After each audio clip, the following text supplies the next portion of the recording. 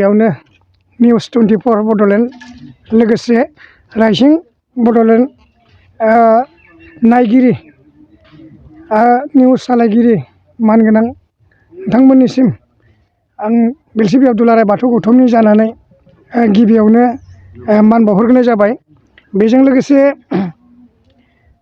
दिनै जोंनि बेलसिबि दुलाराय बाथौ गौथुमा फैबाय थानाय जानुवारि दाननि 5 आरो 6 खालाराव जोंनि ओनसोलनि माखासे जेंना जेंसि बायदिसिना खोमसि फोथायलायनायखौ होखारनो थाखाय आरो जोंनि बेलसि आनसलिकनि सिङाव थानाय दुलाराय बाथौ गौथुमनि जा लाइमोनसा सेंग्रा सिख्ला बिथांमोना दिनै धोरोमखौ बुजियालासे माखासे गाज्रि बेसाद जालांनो हमग्रा जाबाय।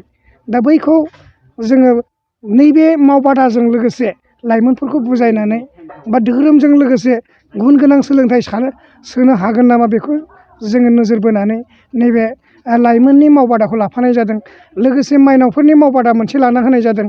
बे माइनावनि मावबादाया जाहैबाय जोंनि ओनसोलाव गोबां माइनावजोफोरनावनो खोमसि फोथायनाया थायो।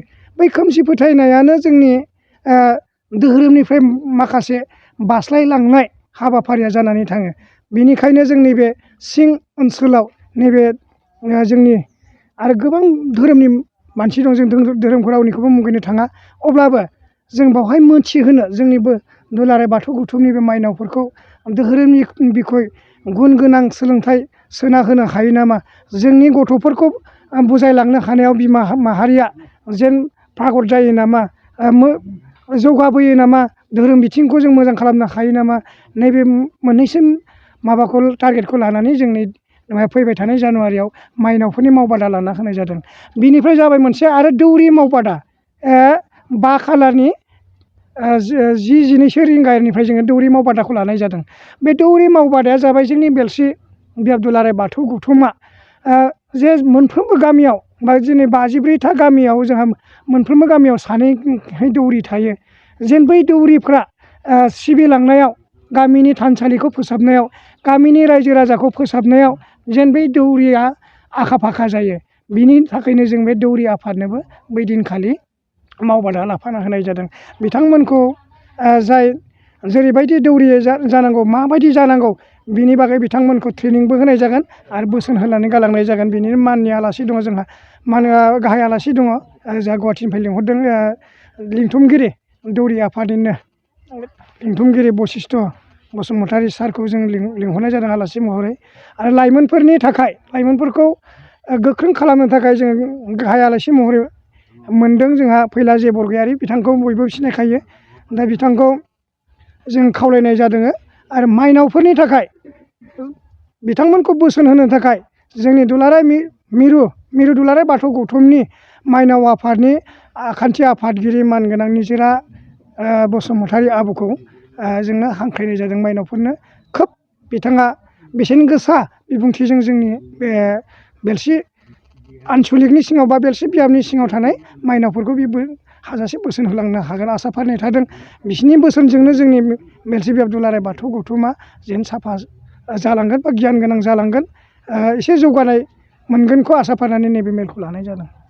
जोंनि बे बेलसि बियाब दुलाराय बाथौ गौथुमनि सिङाव थानाय गंफ्रोमबो गामिनि लोगोसे खाथि खालानिफ्रायबो जे बाथौ सिबियारि रायजो राजाफोरा दङ, दा गासैखौबो माने जोङो 6 खालार खालि लैहोरै हांख्रायहरनाय जादों।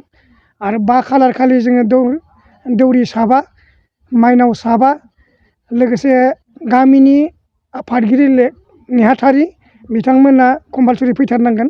आरो लोगोसे जोङो माखासे आसारिफोरखौ लिंहरनाय जादों।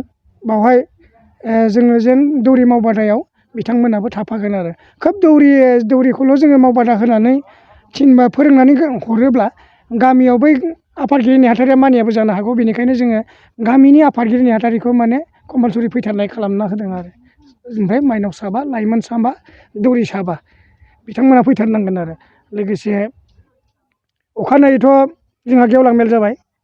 बावहाय जोङो दैदेनगिरि मावबादाबो लादों। जों माइनावफोरनि दैदेनगिरिया माबायदि जानांगौ, बिनि बागै जोङो लिडारशिप ट्रेनिं होनाय जागोन लानाय जादों बेयावबो बाहागो लानो थाखाय जोङो लैहोर लैहोरखौनो खावलायहरदों आरो लोगोसे 12 रिंगायाव जोंहा माननि आलासि गाहाय आलासि माननि आलासि हांख्रायजानाय आलासि बिथांमोना फैगोन बिथांमोननि थाखाय गेवलां मेलाव फुरा माने खुला अपेनै हगारनाय जादों आरो लैहोर लैहोर लिंहरनाय जादों बेखौनो खावलायबाय।